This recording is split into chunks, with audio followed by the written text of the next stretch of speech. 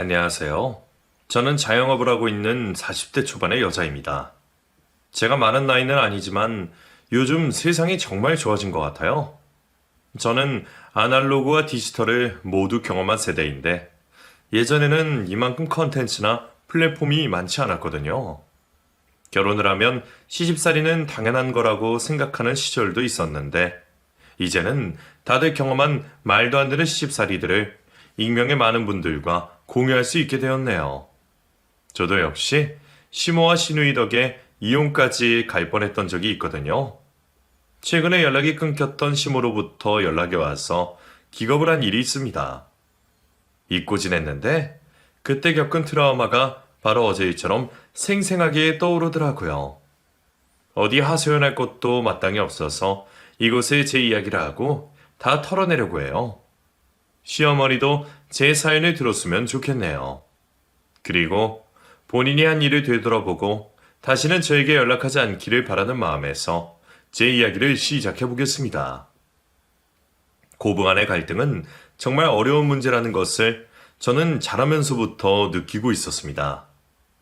저희 어머니께서 할머니가 사이가 좋지 않으셨거든요. 저희 아버지는 4대 독자로 할머니께서 저희 어머니에게 요구했던 게 많으셨던 모양이에요.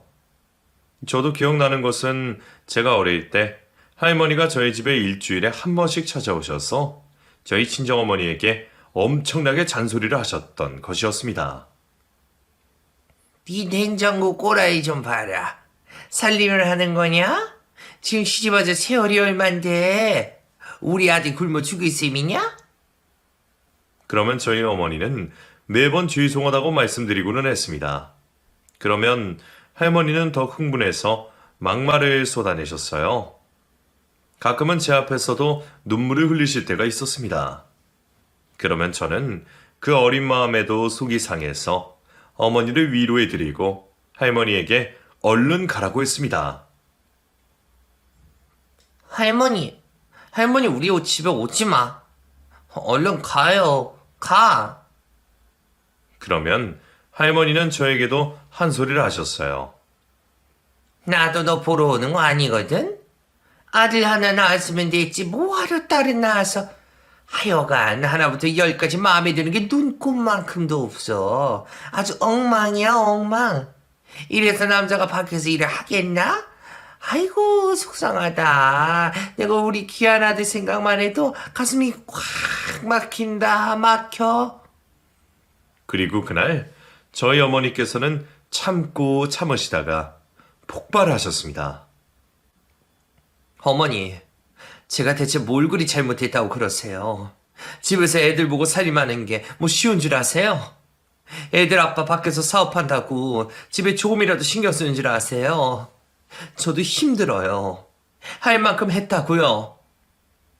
그러자 저희 할머니께서 저희 손에 들고 있는 반찬통을 집어 던지며 악을 지르셨습니다. 그럼 나가라. 누가 말리냐? 너 하나 없어도 애들 키우고 사는데 아무 지장 없다. 어디 눈을 부릅뜨고 시애미한테 소리를 지르냐? 나가. 네, 나갈게요. 저도 더 이상은 못 참아요. 이렇게 살다가는 피 말라서 죽을 것 같네요. 이혼하면 되잖아요. 인연이 진짜 뭘 잘했다고. 아이고 머리. 나 혈압 올라 죽는다. 사람들 좀 보소. 며느리가 시애미 죽인다.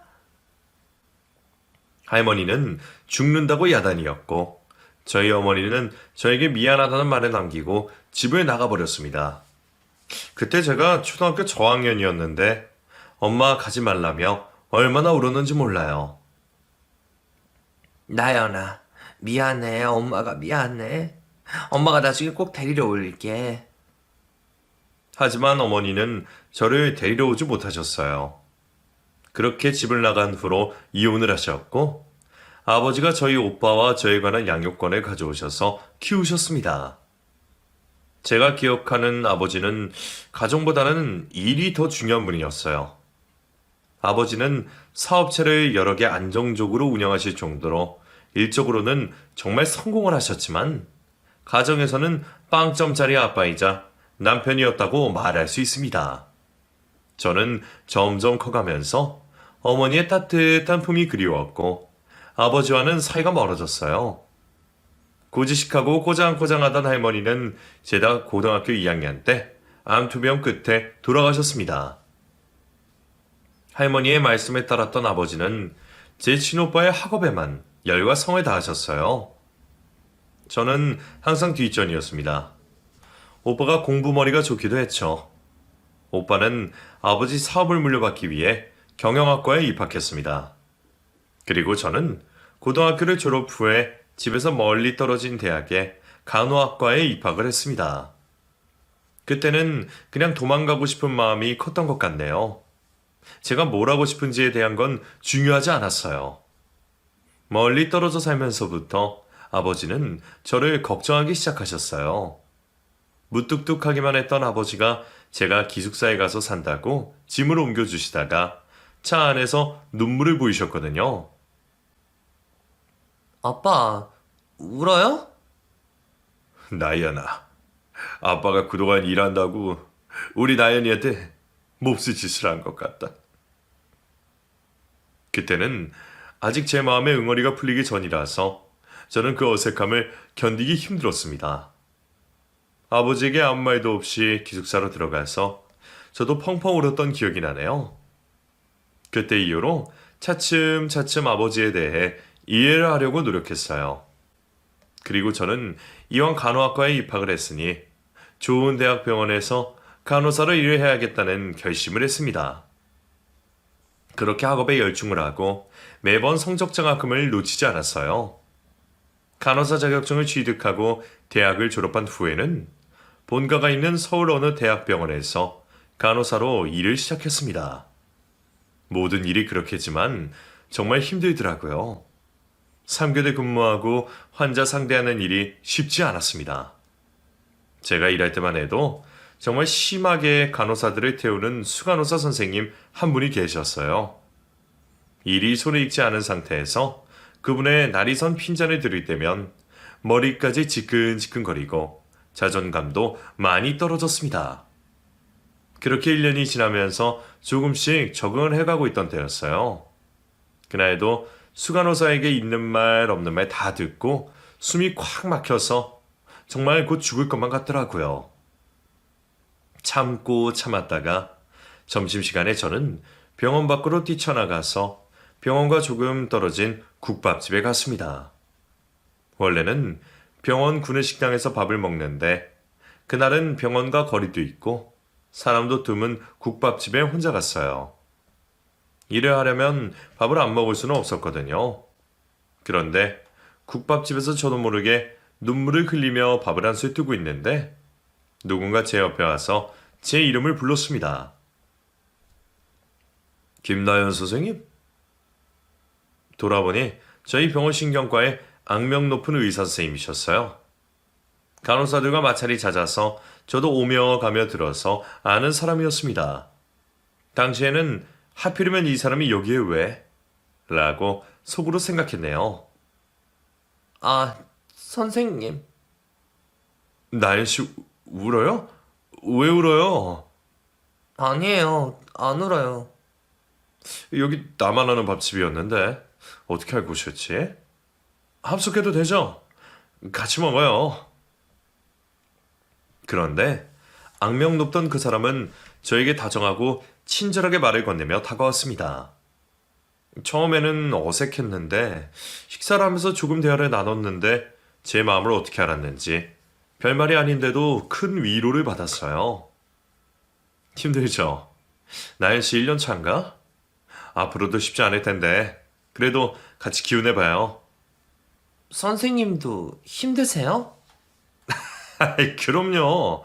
아시다시피 환자분들 상대하는 게 보통 일은 아니잖아요. 다들 예민할 수밖에 없는 환경이니까. 나연 씨랑 이야기하니까 스트레스가 풀리네. 저도 그러네요. 나연 씨, 우리 앞으로 2주에 한 번씩 이 국밥집에서 만나서 같이 이야기 나눌까요? 네, 좋아요. 그날 저는 소문과는 다르게 따뜻한 사람이라는 느낌을 받았어요. 동지에 비슷한 걸 느껴서 2주에 한 번씩 그 국밥집에서 둘이서 밥을 먹기로 했습니다. 그렇게 만나다 보니 병원 외의 일에 대한 이야기도 나누게 되었고, 그렇게 저희 둘은 서로에게 스며들게 되었습니다. 그리고 그 사람의 고백으로 저희는 연인 사이가 되었어요. 아직도 그때 저에게 고백하던 그 사람의 모습과 말이 가끔 생각나서 피식 웃음이 나옵니다. 나연 씨, 저는 나연 씨가 이렇게 행복하게 웃는 모습이 너무 좋아요. 앞으로도 옆에서 이렇게 웃게 해주고 싶어요. 그 사람은 그 말처럼 항상 저를 웃게 해주는 사람이었어요. 같이 있으면 다른 거 다 필요 없이 그냥 마음이 편안했습니다. 그렇게 1년 반을 연애하고 청혼을 받았어요. 저보다 6살이 많았던 그 사람은 결혼 적령기를 지나고 있는 나이였거든요. 그렇게 청혼을 받고 그 사람이 먼저 저희 집에 인사를 왔습니다. 저희 아버지는 재혼을 하지 않으시고 혼자 살고 계셨어요.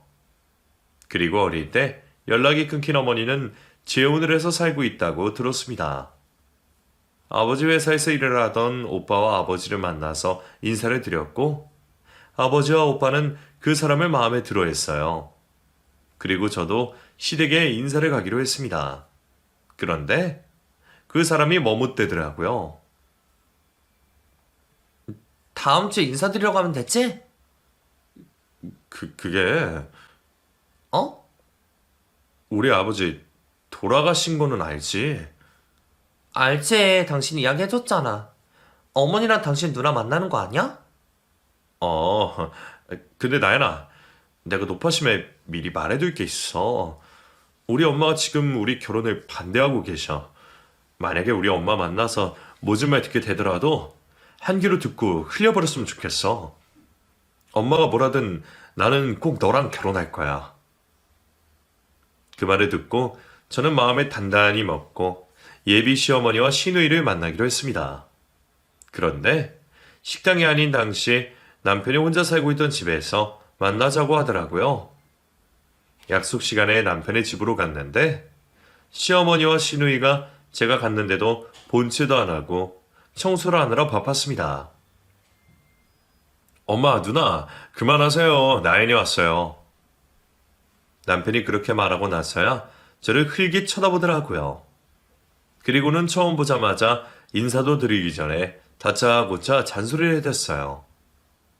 예. 넌 남자가 혼자 사는 집에 와서 청소도 하고 밥도 좀 차려주고 해야지. 집안 꼴이 이게 뭐니? 네? 당황한 제가 말문이 막히자 그걸 가지고도 야단이더라고요. 뭐?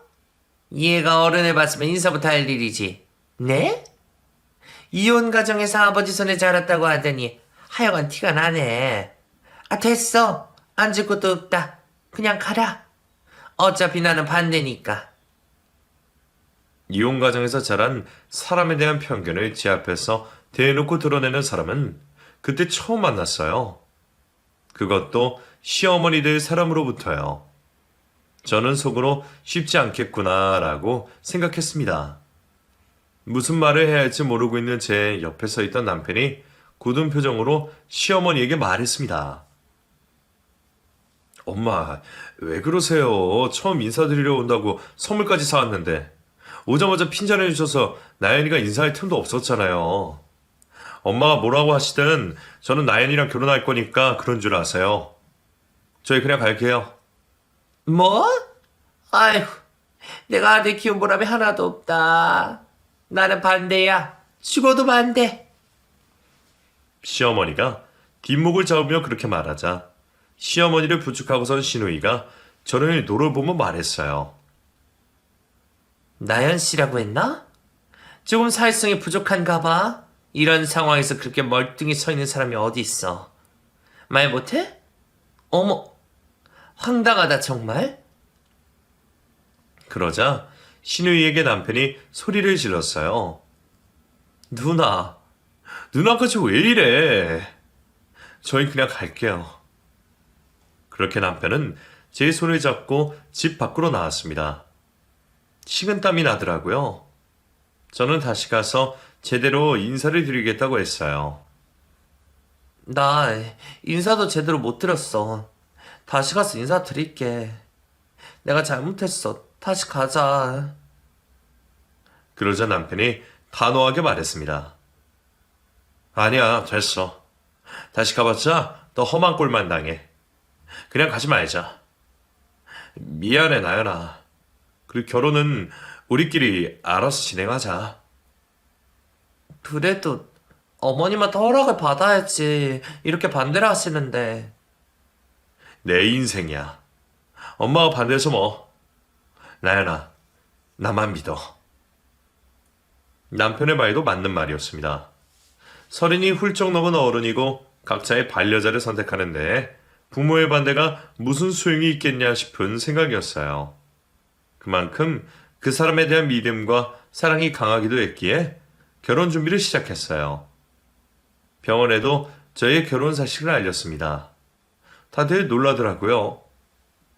그렇게 하나하나 준비를 했습니다. 저는 시어머니에게 연락을 드리려고 했는데 남편이 반대를 했어요. 그래서 상견례도 하지 않고 결혼식 날이 되었어야 시어머니와 시누이를 다시 만날 수가 있었습니다. 예식 시작 5분 전에 도착한 시어머니와 시누이는 신부 대기실에 들어와서 도끼 눈을 뜨고 또 막말을 해댔습니다. 독한 년. 내가 그렇게 반대를 했는데 기어이 결혼을 하는구나. 시어머니의 말에 시누이도 추임새를 넣으며 말했습니다. 그러게 말이야. 난 손이 어떻게 된 줄 알았잖아. 어떻게 연락 한 번이 없니? 엄마 됐어. 용진이 저 자식이 얘랑 결혼하겠다는데 어쩌겠어? 때리는 시어머니보다 말리는 시누이가 더 밉다는 말 많이들 하시잖아요. 그걸 직접 뼈저리게 느낄 수 있던 순간이었습니다. 시누이가 어찌나 얄밉던지요. 당시에 시누이는 이미 결혼을 한 상태였어요. 시누이도 누군가의 며느리일 텐데 어쩜 저렇게 시누이 짓을 하려고 들까? 속으로 어처구니가 없었습니다. 겉으로 티를 내지는 않았어요. 아무튼 저희 결혼식이고 좋은 날이었으니까요.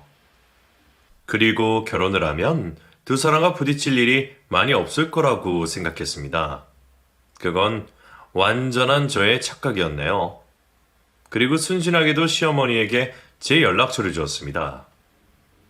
어머님, 제가 그동안 연락 못 드려서 정말 죄송해요. 어머님 전화번호 좀 가르쳐 주실 수 있어요? 그러자 못 이기는 척 제가 알려준 제 전화번호로 전화를 걸더라고요. 지금 생각해보면 그게 지옥문이 작은 틈새가 열리던 날이었던 것 같습니다. 남편과 저는 둘이서 대출을 받아서 마련한 신도시 신혼집에서 신혼생활을 시작했습니다. 시어머니와 시누이는 저희가 살던 곳에서 차로 1시간 반 거리의 지역에 살고 있다고 했어요. 그리고 결혼 생활을 하면서 3개월을 하다 보니 남편과 같은 병원에서 근무를 해도 얼굴을 보기가 힘들었습니다. 결혼을 했는데 결혼 생활을 하는 것 같은 느낌이 들지 않았어요. 그러다가 저희 아버지께서 당뇨 합병증으로 입원을 하시는 일이 발생했습니다. 저희 불편해할까봐 아버지께서 저희 병원이 아닌 다른 병원에 입원을 하셨어요. 저는 뒤늦게 오빠의 연락을 받고 병원으로 달려갔습니다. 병문안을 하고 나오자 오빠가 저에게 말했어요. 나연아, 너 이 일 그만두고 아버지 하시는 사업 하나 맡아서 하는 게 어떠냐? 사업? 내가 어떻게 사업을 해? 할 줄 아는 게 없는데. 그거야, 내가 가르쳐주면 되지. 아버지가 이번에 새로 진행하시는 일이 있는데 다른 사람한테 맡기기도 뭐하고 뭐 규모가 그리 큰 것도 아니고 아버지도 이제 은퇴하셔서 쉬셔야지. 잠깐만 맡아서 해봐. 저는 오빠의 말을 듣고 고민을 했습니다. 그리고 아버지와 상의도 하고 남편과도 진지하게 의논을 한 끝에 언제까지 3교대 근무를 하면서 간호사 생활을 할 수도 없는 노릇이고 사업이 쉬운 일은 아니지만 맡아서 하는 것도 나쁘지 않다는 결론을 내렸어요. 그렇게 저는 간호사 일을 그만두었습니다. 처음에는 사업을 한다는 것이 두려웠는데 막상 시작을 하고 보니 제 적성에 잘 맞더라고요. 사실 간호사 일을 하면서는 의무감으로만 일을 했는데 사업을 하면서 제가 그렇게 적극적인 성격이라는 걸 처음으로 알게 되었어요. 물론 힘들기도 했지만 하면 할수록 성취감도 상당하고 행복하고 즐거웠습니다. 여보, 요즘 일하는 거 힘들지 않아? 전혀. 하나도 안 힘들어. 나 적성을 이제서야 찾은 것 같아. 너무 즐거워. 그래? 잘 됐네. 나도 당신이랑 자주 볼 수 있어서 좋다. 힘들면 언제든지 나한테 이야기해. 알았지? 당연하지. 그런데 제가 3교대 근무를 하지 않고 출퇴근을 하면서부터 시어머니가 저에게 자주 연락을 하기 시작했습니다. 그리고 저희 집 비밀번호를 알려달라고 막무가내였어요. 예. 그러지 말고 나오기 편하게 현관 비밀번호 좀 알려주라. 가르쳐 주기도 그렇고 안 가르쳐 주기도 그렇고 정말 난감하더라고요. 비밀번호요? 어머니, 여기까지 오시기 힘드시지 않으세요? 2시간 버스 타고 오셔야 하는데. 왜? 알려주기 싫어서 그래? 내가 뭐 자주 오는 것도 아니고 너희 없을 때 와서 반찬만 놓고 가려는 건데 싫으냐? 더 이야기를 했다가는 잔소리 폭격을 맞을 것 같아서 회피하기 위해 저는 비밀번호를 알려주었습니다. 저의 최대 실수였어요. 아니에요. 가르쳐 드릴게요. 그리고 비밀번호를 알려드린 이후로는 연락도 없이 불쑥불쑥 찾아오는 날이 늘어만 갔습니다. 어떻게 알았는지 남편이 당직을 하거나 퇴근이 늦는 날만 골라서 와서 저를 괴롭히더라고요. 일을 하고 녹초화되어 집에 갔다가 저는 기절할 뻔했습니다. 어두운 거실에 불을 켰는데 시어머니가 부엌에서 혼자 술을 마시고 있더라고요. 깜짝이야. 어머니. 뭘 그리 놀래? 너 지금이 몇 시냐? 왔으면 밥 좀 차려. 냉장고 보니까 먹을 게 하나도 없던데. 용진이 밥은 먹이고 사는 거냐? 이 여자가 뭘 그리 대단한 일을 한다고 밖으로 나돌고. 참 잘하는 짓이다. 그 말을 듣고 어디서 많이 들어본 말이다 생각을 했는데 저희 어머니가 아버지가 이혼 전에 돌아가신 할머니로부터 듣던 말과 똑같더라고요. 그 사실을 알아차리고 온몸에 소름이 끼치는 걸 느꼈습니다. 수십 년이 지나서 제가 저희 엄마가 당한 걸 똑같이 당하리라고 누가 상상이나 했겠어요? 어머님, 요즘에 제가 정신이 없어서 식사나 하셨어요? 왜 술을? 속상해서 술 한잔하고 있다. 빈속에 술 먹으니 내가 제명에 못 살 듯 싶구나. 제가 금방 식사 차려드릴게요. 조금만 기다리세요. 저는 급하게 손을 씻고 시어머니 밥을 차려주었습니다. 밥을 먹으면서도 계속 반주를 하면서 신세 한탄을 하더라고요. 내가 얼마나 외로운지. 그 코딱지만한 집에서 내가 아들들 집 장가 다 보내고 혼자서 독수 공부하는 게 어떤 기분인 줄 아니? 형님이 자주 안 오세요? 같은 동네 살면 뭐해? 걔도 쪼들려서 힘들게 사는데. 아휴, 걱정이다. 걱정이야. 어찌나 신세 한탄을 하는지 은근히 무언의 압박을 하더라고요. 저는 그럴 때마다 시어머니에게 몇백씩 용돈을 사드렸습니다. 그러면 또 한동안 집에 오지 않았어요. 그러다가 또 돈이 떨어지면 전화를 해서 있는 소리 없는 소리를 해대거나 집으로 함부로 찾아와서 혼자 술을 마시며 저에게 신세 한탄을 했습니다. 그런 식으로 남편이 모르게 저는 시어머니에게 주기적으로 용돈을 주게 되었어요. 돈을 드리게 된 건 아무 문제가 없었습니다. 제가 아버지에게 물려받은 사업이 승승장구하고 있었거든요. 월 매출이 수직 상승으로 늘어갔습니다. 사업이 안정이 되자 저도 마음이 놓여서 남편과 2세 계획을 하게 되었어요. 그리고 결국 임신에 성공을 했습니다. 임신 후에는 회사에서 오후 1시면 퇴근을 하고 집에서 재택근무를 했습니다. 회사가 저희 신혼집에서 가까웠거든요. 그래서 전 급한 일이 생기면 바로 갈 수 있었기 때문에 그렇게 일을 봐도 아무 문제가 없었어요. 임신을 하고 얼마 후에 남편과 저녁을 먹고 있는데 시어머니로부터 전화가 걸려왔습니다. 받자마자 다짜고짜 고함을 지르더라고요. 야, 너 정신이 있어, 없어? 네? 어머니 그게 무슨... 왜 돈을 안 붙여? 지금 며칠인지 알아? 아, 제정신 좀 봐. 깜빡했어요. 금방 보내드릴게요. 전화기를 뚫고 나오는 시어머니의 목소리를 들은 남편이 전화를 빼앗아 들고 시어머니에게 말했습니다. 엄마, 이게 무슨 소리예요? 너 집에 있었냐? 아니다, 끊어. 엄마, 제가 넉넉하게 용돈 보내드리잖아요. 나연이한테도 돈 받고 계셨어요? 정말 왜 그러세요? 이제 나연이한테 이런 일로 전화하지 마세요. 나연이 임신한 건 알고 계세요? 자꾸 이런 식으로 하시면 제가 보내는 용돈도 끊을 줄 아세요? 그렇게 말하고 남편이 전화를 끊어버렸습니다. 그리고 저를 타이르더라고요. 나연아, 이런 일 있었으면 나랑 상의를 했어야지. 언제부터 엄마 용돈 보내드린 거야? 얼마 안 됐어. 어머니가 혼자서 힘들어 보이셔서. 내가 얼마를 보내드리는데 그걸로 부직하신 게 말이 되냐? 미안해, 나연아. 그리고 앞으로는 이런 곤란한 일 있으면 꼭 나한테 말해야 돼. 알았지? 난 그냥 보내드릴 형편이 되니까. 알았어, 미안해. 시어머니는 남편과 저에게 이중으로 용돈을 받고 있던 모양이었습니다. 그날 이후로 저는 남편의 말대로 시어머니에게 보내는 용돈을 끊었습니다. 그리고 태교에 열중했어요. 임신 초기가 지난 이후 저는 요가를 배우러 다녔습니다. 그날도 요가를 마치고 집으로 돌아왔어요.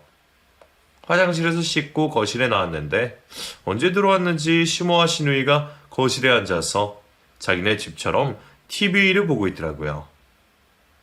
저는 깜짝 놀랐습니다. 어머니, 형님, 언제 오셨어요? 그러자 시누이가 저를 위아래로 훑어보며 말했습니다. 우리나라에서 제일 팔자 좋은 며느리일 거야. 좋겠다. 요가 다녀온 거야?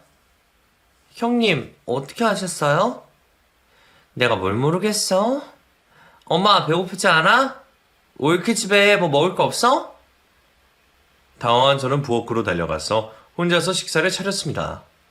식사를 차리는 동안 두 사람은 거실에 앉아서 TV를 보며 깔깔대고 웃으며 제 흉을 보더라고요. 어머, 저 집 며느리도 형편없네. 그치, 엄마? 일한다고 유세 부리는 것 봐.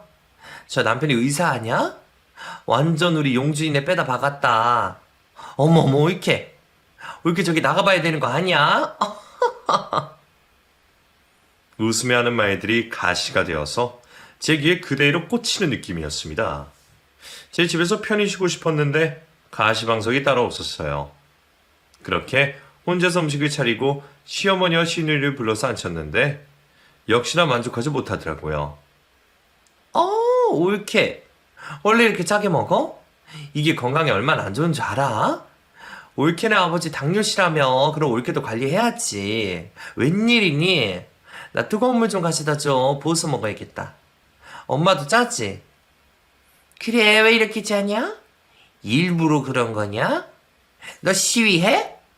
쪼짜라 이럴 거야? 아니에요, 어머니. 제가 간을 잘못 봤나 봐요. 죄송해요. 뜨거운 물 가져다 드릴게요. 그나저나 오늘 용진이 당직 맞지? 네, 맞아요. 우리 자고 간다. 그런 줄 알아? 시어머니와 시누이는 밥을 싹 먹어 치운 후에 엉망이 된 밥상을 치우지도 않고 거실로 가서 누워버렸습니다. 그리고 다음날 남편이 오기 전까지 또 오겠다며 나가버리더라고요. 남편에게 말을 해야 하나 말아야 하나 고민을 했는데 이런 일이 있으면 말을 하기로 했기 때문에 저는 솔직하게 그 전날 일을 말했어요.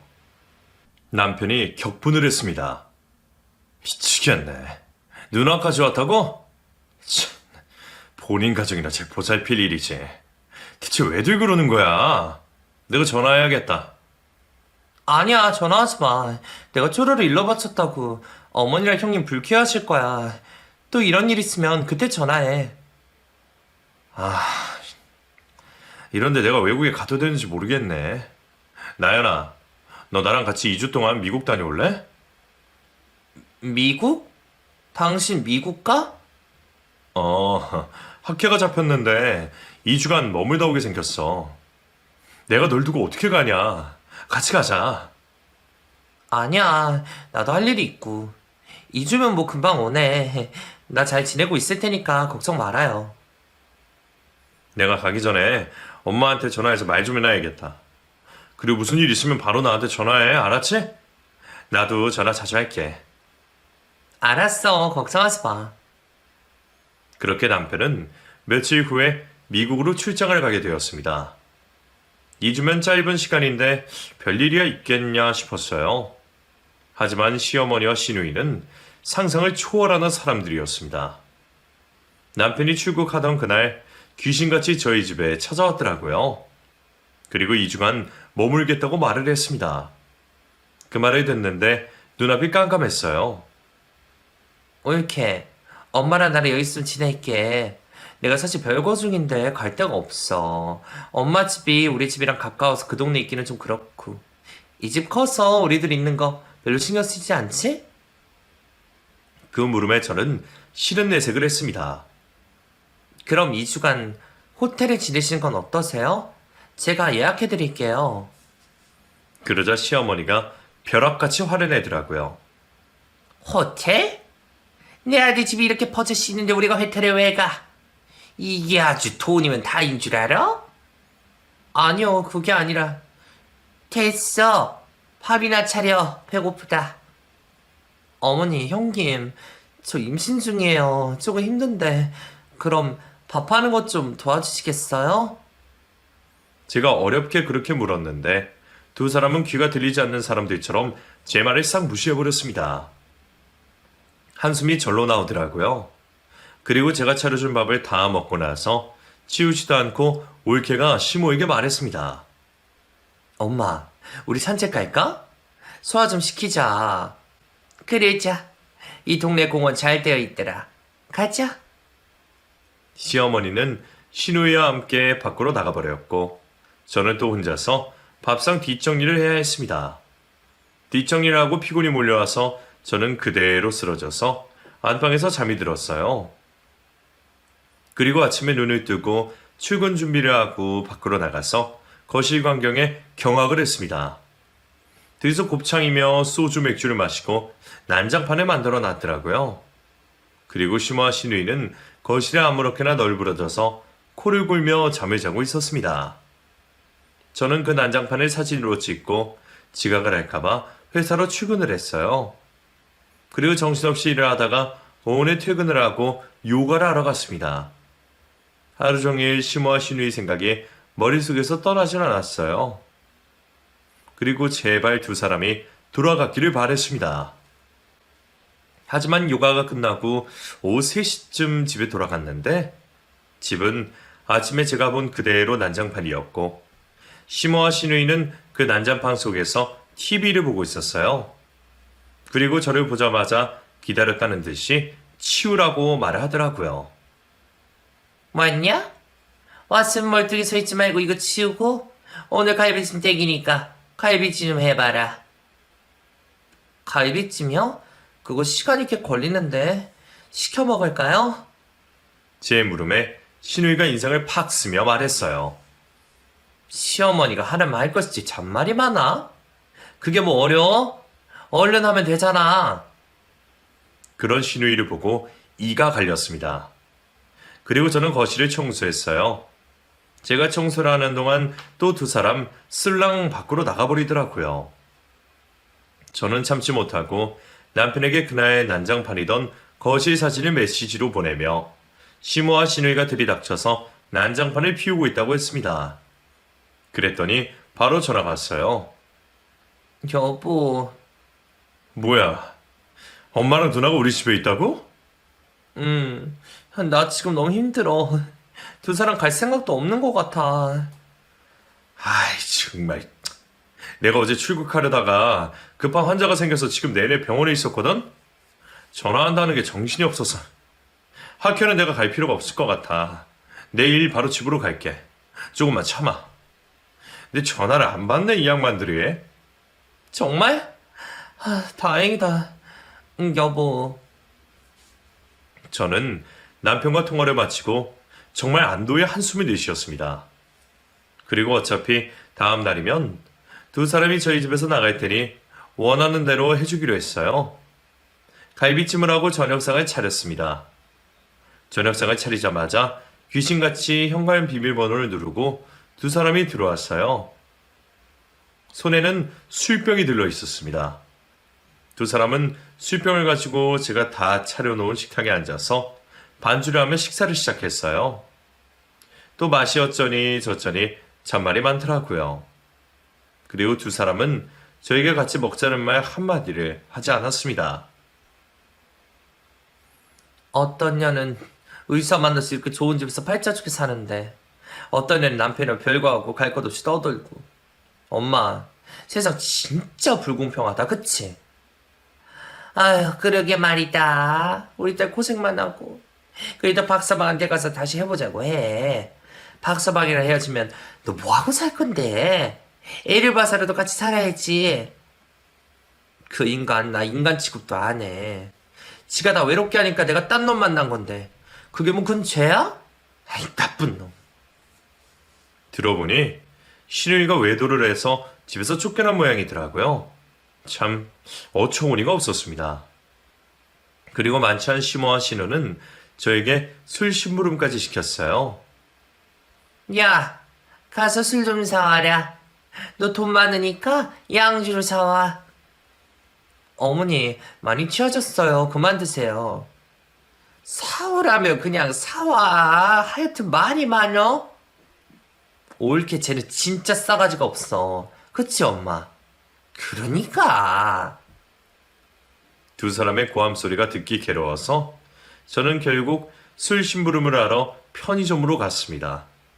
그리고 제가 왜 이러고 있나 서러워서 눈물이 나오더라고요. 술을 사다 바치고 두 사람의 술 시중을 들다가 새벽이 다 되어서야 겨우 잠이 들 수 있었어요. 그날은 주말이어서 출근을 하지 않아도 되었습니다. 분명히 새벽에 치우고 잤는데 두 사람은 깨서 술을 더 마신 모양이었어요. 집이 난장판이 되어 있더라고요. 저는 한숨을 내쉬면서 정리를 하다가 너무 화가 났습니다. 마침 신우이가 화장실에 다녀오기에 저는 신우이에게 말했어요.